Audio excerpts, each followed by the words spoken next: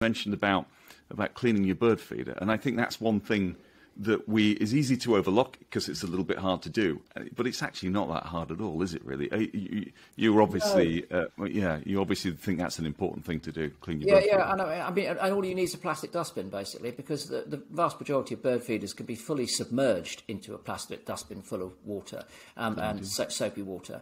And I've got this brush. It's a long-handled bristle brush which you can sort of ram down inside the bird feeder. But they do need to be soaked. I mean, that's the key thing. You need to soak them for sort of 24 hours at least to soften up the material that's got hardened in the bottom.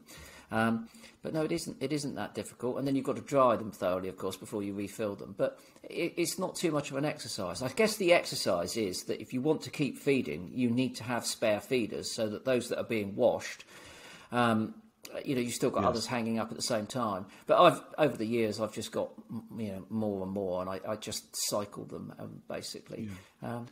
So this is the responsible side of feeding the birds. We had, I don't know whether you heard it, but we had I think you know Professor John Cooper from your orchestral days. Yeah. Well, John was kind enough to record a piece on avian flu and what he thought we might do, and he talked about feeding the birds responsibly. And I know that's something you've been talking about for a long time as well.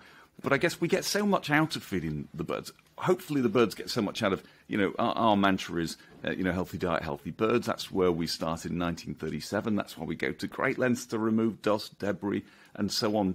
John Cooper, as a veterinary pathologist, helps us understand that dust and debris can damage a bird's respiratory system, so we need to remove it.